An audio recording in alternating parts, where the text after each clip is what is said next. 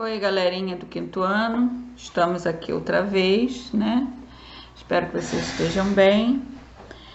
Hoje nós vamos falar primeiro começaremos no capítulo 5, né? Dando continuidade na página 49, onde nós não terminamos, né? No último vídeo, e aqui eu vou ler para vocês o só enunciado, vocês vão ler o poema em casa. Na página 49, nesse capítulo, que diz assim: nesse capítulo você leu 2 poemas, sendo um deles narrativo. Agora leia um mini conto que narra acontecimentos sobre o desejo de uma criança. Pela ilustração do texto, qual seria o desejo dessa criança? Você vai ler e na próxima live nós vamos fazer a interpretação. Com 5 perguntas abaixo, ainda na 49. A partir da página 50... eu vou falar da formação de palavras, que eu já até fiz com vocês, né? Que são os prefixos e os sufixos, que também entra 2 vezes, entra no 3º ano e entra no 5º ano. Então, diz assim, leia as palavras a seguir. Aí tem bananeira, mangueira, goiaba, goiabada. São sufixos, olha só. As palavras acima foram formadas com base nas palavras apresentadas a seguir. Pinte as palavras abaixo utilizando as cores correspondentes. Bom, qual a palavra que deu origem a bananeira? Muito fácil, você vai pintar de azul, né? A palavra que deu origem a mangueira, você vai pintar de amarelo. E a palavra que deu origem a goiabada, você vai pintar de laranja. Parece vermelho, mas é laranja. Agora podem pegar o marca-texto e aqui tem um lembrete. A palavra que dá origem a outras palavras, ela é chamada primitiva. A palavra que é originada com base em uma outra palavra já existente é chamada de derivada. Veja, chuva, chuvisco, chuvinha, chuvarada, chuveirada, chuveiro, porque existem os substantivos primitivos e os derivados, que são aqueles que dão origem a outras palavras. Os primitivos dão origem a outras palavras e os derivados vêm da palavra primitiva. Atividade 2. Leia a seguir 2 palavras derivadas. Aí tem infeliz e perigoso. Letra A. Para formar a palavra infeliz, que elemento foi acrescentado à palavra primitiva in? É feliz. Claro que foi o prefixo in, né? Que é o antônimo de feliz. Os prefixos não, na maioria das vezes, não sempre, mas na maioria das vezes eles dão origem ao antônimo de algumas palavras. O elemento acrescentado à palavra infeliz expressa a ideia de repetição ou negação. Aí você vai ver, repetição? Não, claro que não, né? Negação, está dizendo o quê? Está querendo dizer que a pessoa não é feliz, ou seja, uma pessoa que não tem felicidade, uma pessoa infeliz. Esse prefixo in deu ideia de negação. Na página 51... para formar a palavra perigoso, que elemento foi acrescentado à palavra perigo? Aí você vai olhar, observar a palavra e vai ver que tem o oso no final. Esse oso aí é um sufixo, perdão. Aqui você vai marcar, né, que é uma observação importante. Quem tiver um marca-texto pode marcar. A derivação pode ocorrer pelo emprego de elementos tanto no início quanto ao final da palavra. Quando o elemento é incluído no início da palavra, ele é chamado prefixo. Quando ele é incluído ao final da palavra, ele é chamado sufixo.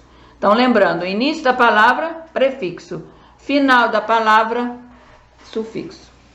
Aí tem as atividades na 51, que se estende até a 52, que agora eu vou falar de outro conteúdo ainda do capítulo 5, né? Que fala dos substantivos simples e compostos. Bom, você já aprendeu desde o seu 2º ano, né? Até o 1º você aprendeu como nome próprio, nome comum. Mas a partir do 2º já demos a nomenclatura, que é a classificação. Substantivo, nome, adjetivo, qualidade. Então, o que é substantivo? Substantivos são aquelas palavras que dão nome a seres vivos e não vivos, né?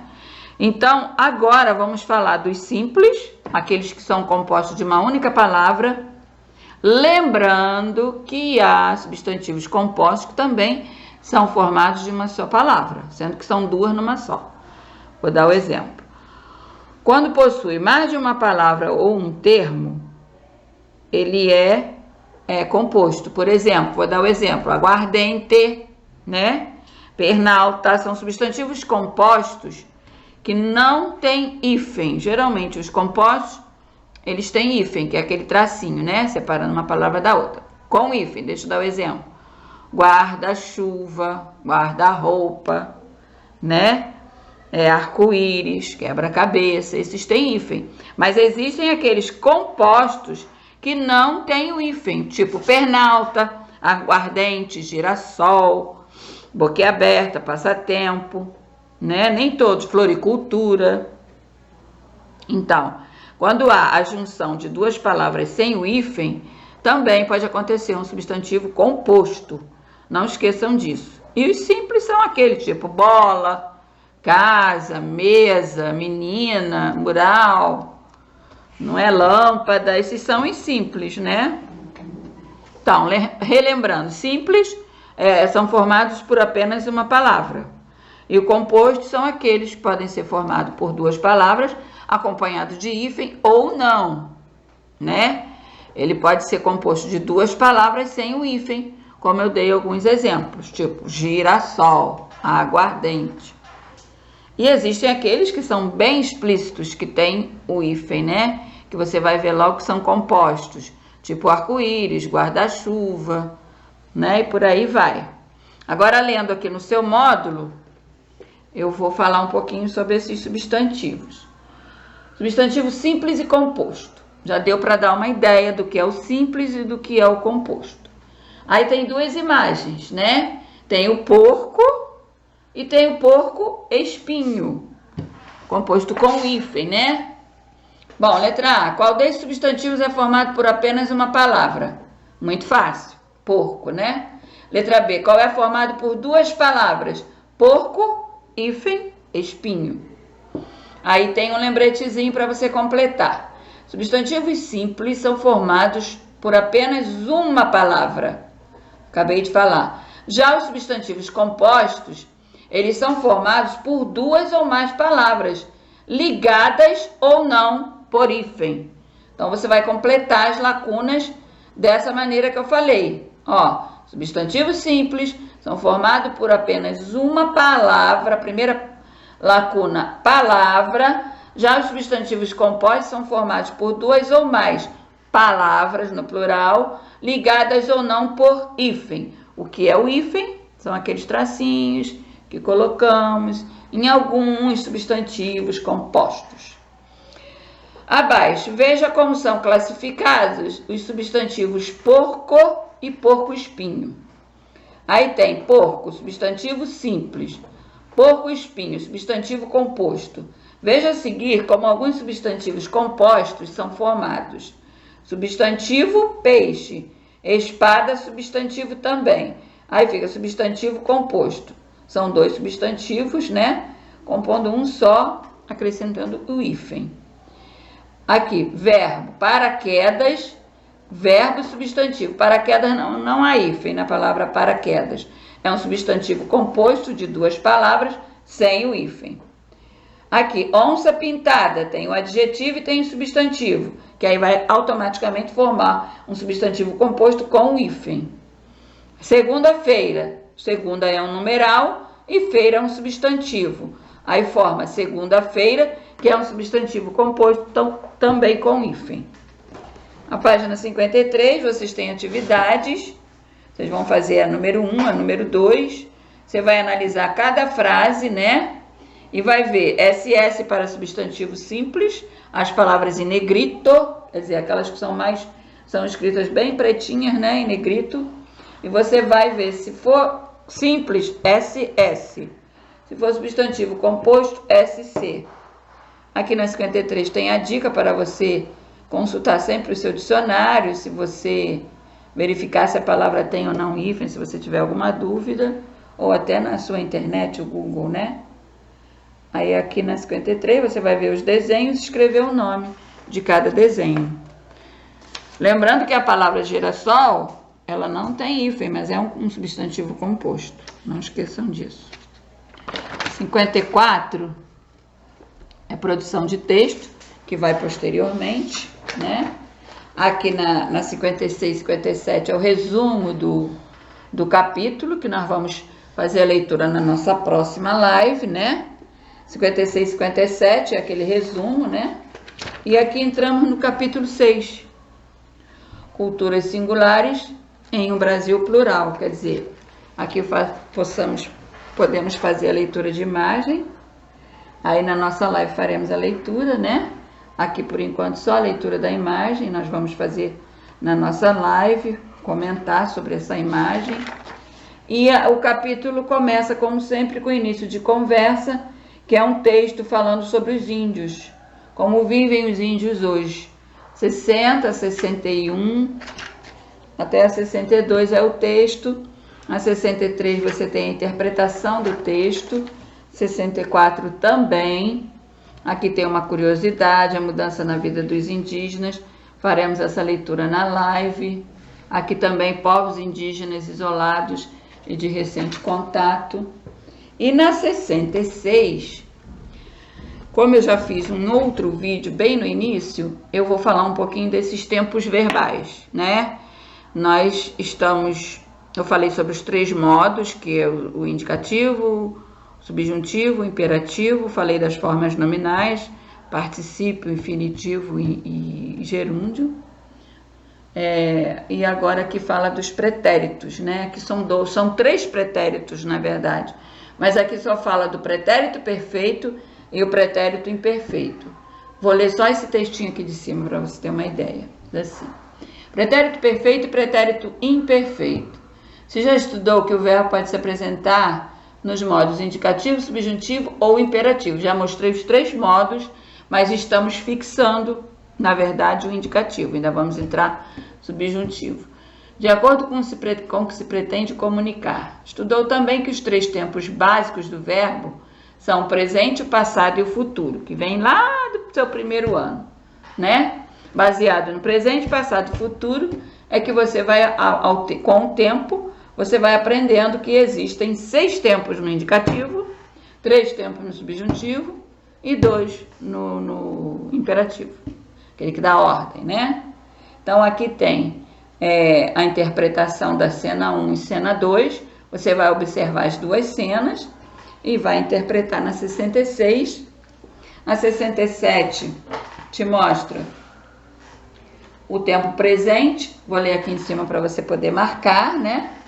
Quando o verbo indica uma ação pontual, momentânea, ocorrida no passado, ele está no pretérito perfeito, quer dizer, aquele passado comum que você aprende desde o seu primeiro ano. Aí que você dá a nomenclatura no segundo, né? Você usa como pretérito. No terceiro ano ele já entra como pretérito perfeito, né? E no 4º ano ele já vai ser indicado num modo indicativo. Quando o verbo indica uma ação frequente, isto é, que ocorreu habitualmente, que acontece sempre, né? Mais de uma vez, o que costumava acontecer, ele está no pretérito imperfeito, que mostra assim: ontem eu tomei suco no café da manhã. Ação pontual, momentânea. Verbo no pretérito perfeito. Tá vendo? Aí, na infância, eu tomava suco no café da manhã. Ação frequente, costumeira. Verbo no pretérito imperfeito. Compare o verbo tomar, conjugado no presente, depois no pretérito perfeito e em seguida no pretérito imperfeito, do modo indicativo, que vocês também já conhecem. Os 6 pronomes pessoais retos, as 6 pessoas, né? E aqui tem o pretérito perfeito e o pretérito imperfeito, que é um pouco mais novo para vocês, mas também não é difícil. Só você observar o radical com as terminações e você associar o tempo que você vai lembrar. Abaixo na 67 você tem uma dica que diz que não se esqueça, o pretérito perfeito transmite a ideia de algo momentâneo. Isso você não pode esquecer. Ocorrido no passado, quer dizer, já aconteceu. O pretérito imperfeito, ele transmite a ideia de algo costumeiro, que ocorreu mais de uma vez. Tá vendo? Por aqui você pode memorizar bem o que é o perfeito, o que é imperfeito. Ou seja, o perfeito é aquilo que já passou. E o imperfeito é aquilo que acontece sempre, mais de uma vez. Tipo, tomava, cantava, sorria. Olha como ele também altera de acordo com a conjugação. Se for segunda conjugação ou terceira, a terminação vai mudar. Primeira conjugação geralmente é ava, né? Por exemplo, sorrir, vai ficar sorria. Correr, corria. Ele sofre uma alteração, né? No 68, também você tem exercício. Te mostro uma capa de livro. A partir dessa capa, você vai responder a questão 2, A1, que é A, B e C, e A2. Escrever uma frase com o verbo mandar, no pretérito perfeito. Aí você vai lá no seu modo indicativo, vai pensar no pretérito imperfeito e vai fazer uma frase, né?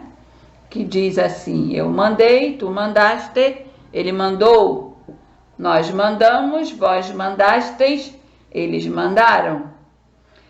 Aí tem a dica para facilitar o emprego do pretérito perfeito. Inicia a frase com a palavra ontem.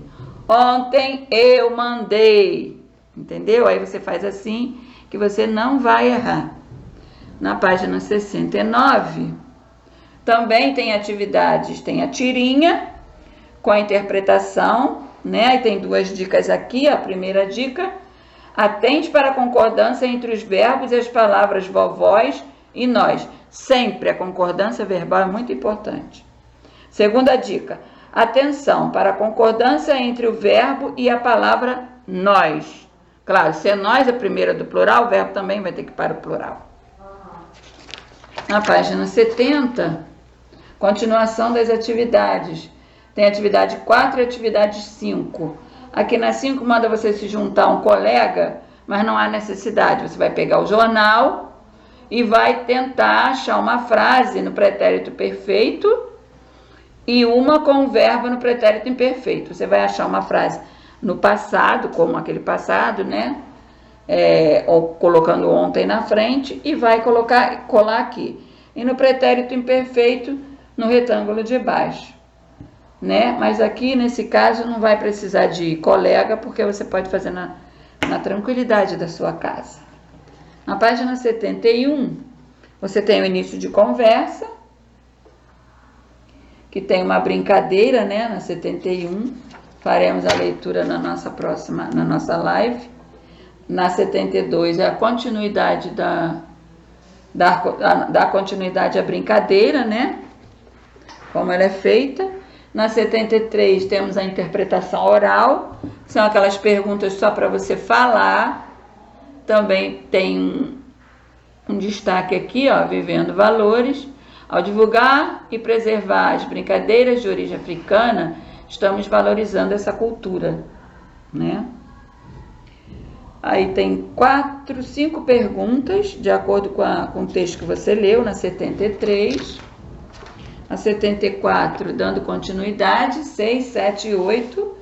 E ao final da página 74, você tem um lembrete aqui que pode ser marcado, se você tiver o marca-texto, ou até um lápis amarelo ou verde, marque, por favor. As regras de jogos e brincadeiras são textos que orientam o leitor, passo a passo, a realizar um jogo ou uma brincadeira.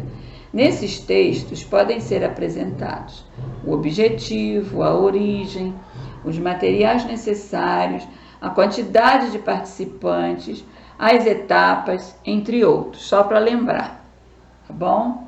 Na 75, aí eu vou falar de quê? Do futuro do presente, que muitos ainda confundem, né? E o futuro do pretérito. O futuro do presente é aquele futuro que você aprende também lá no seu segundo ano, é o futuro. Pretérito é o pretérito perfeito, que é o passado. E o futuro do presente é o futuro que você aprende lá no segundo e no terceiro ano. No quarto você já aprende como futuro do presente e futuro do pretérito, e repetindo-se no quinto. Que diz o seguinte: você já estudou que o verbo no tempo futuro indica algo que ainda vai ocorrer, quer dizer, ainda vai acontecer.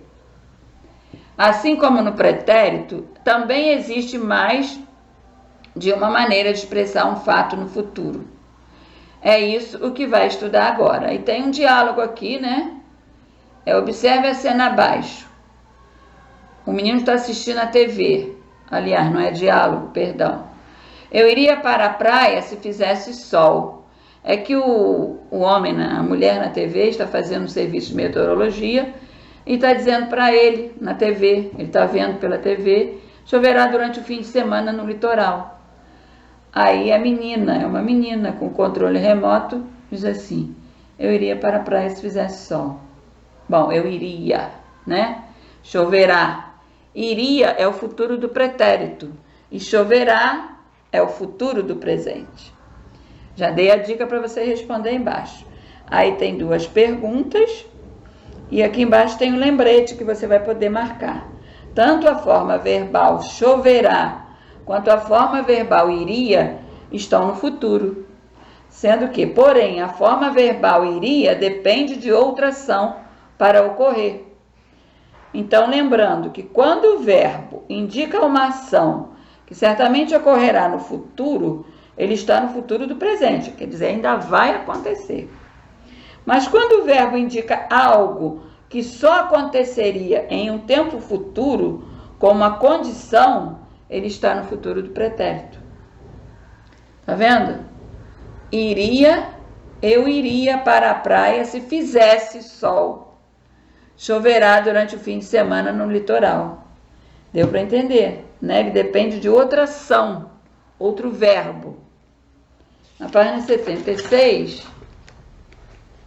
você tem ainda a continuação daquela explicação. Veja a classificação dos verbos nas frases. Choverá durante o fim de semana no litoral. O verbo está no futuro do presente, como eu já falei.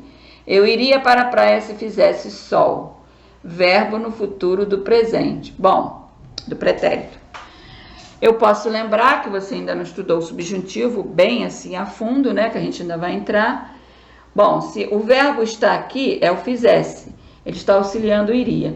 Ele também mantém o tempo. Esse fizesse é o pretérito imperfeito do subjuntivo. Tá vendo? A concordância verbal.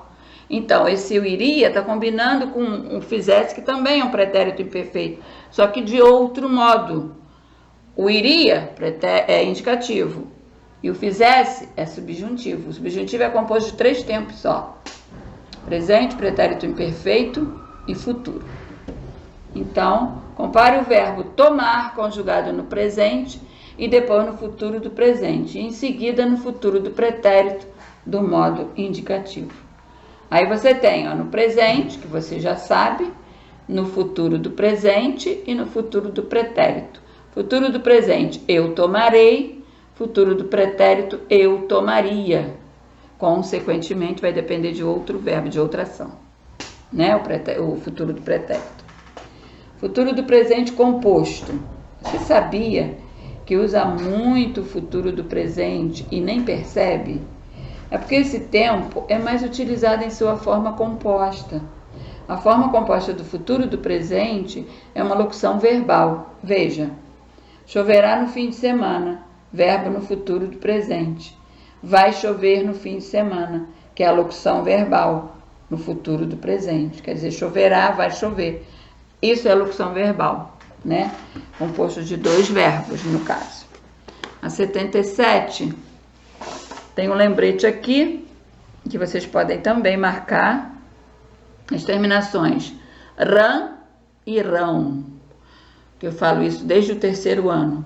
Você já deve ter dúvida ao escrever uma forma verbal que tivesse uma dessas terminações. Andaram ou andarão? Vamos ver a diferença entre elas. Muito fácil, né, gente? Pretérito, andaram. Futuro, andarão. As formas verbais terminadas em ran estão no pretérito perfeito, isto é, indicam algo que já ocorreu ou já aconteceu. Os meninos andaram. As formas verbais terminadas em rão estão no futuro do presente, ou seja, elas indicam algo que ainda vai acontecer, vai ocorrer. Os participantes andarão.